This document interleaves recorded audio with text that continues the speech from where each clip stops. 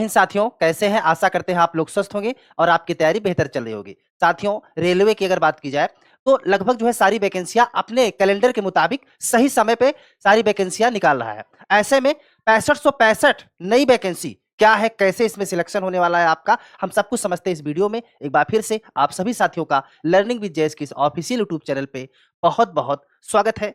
साथियों, अगर हम रेलवे की बात करें तो आप लोग जानते हैं कि जो है 2025 की जितनी भी वैकेंसियां थी लगभग लगभग उनका पेपर हो चुका है।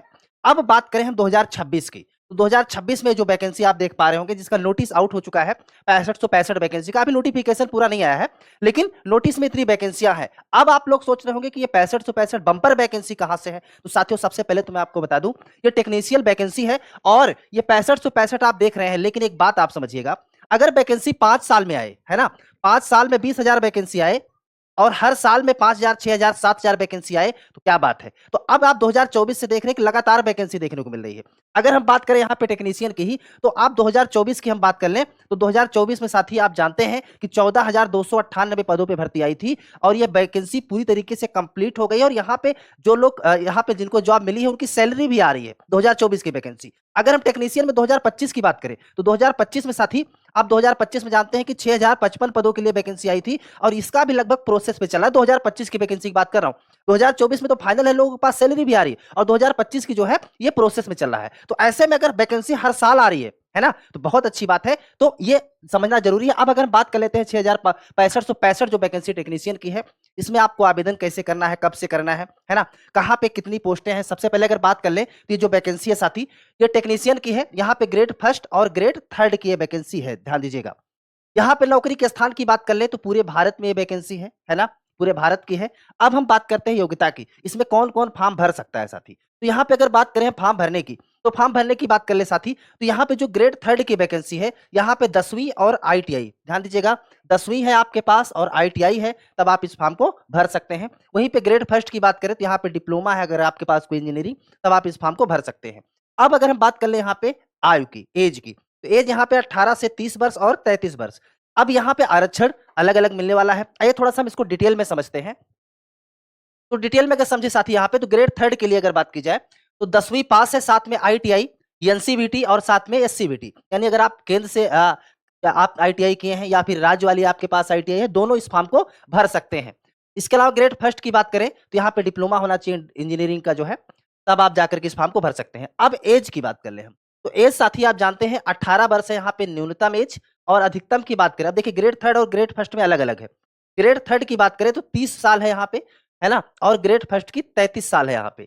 अब क्या इसमें छूट भी मिलेगा? बिल्कुल छूट मिलने वाला है।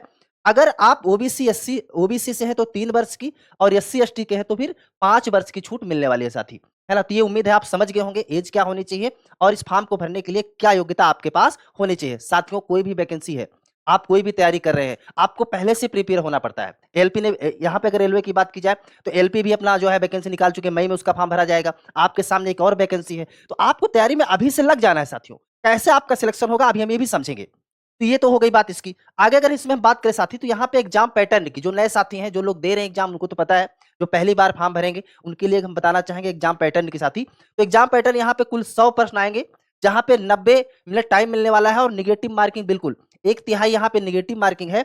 कहां से प्रश्न आपकी परीक्षा में आएंगे साथी, तो देखिएगा यहाँ पे मैथमेटिक्स, रीजनिंग, जनरल साइंस जहां पे फिजिक्स और केमिस्ट्री है, इसके अलावा जनरल अवेयरनेस। तो ये आपका सिलेबस होने वाला है साथी, है ना। अब हम इसको थोड़ा सा और डिटेल में समझ लेते हैं आगे। तो यहाँ पे साथियों, अब अगर बात की जाए, हमने आपको सिलेबस बता दिया, अब यहाँ पे क्या करना है, काम क्या करना है, तो देखिए यहाँ पे रेलवे मशीन और उपकरणों की देखभाल करना है, ठीक है। इसके आप जो है खास करके ये आपका काम होने वाला है।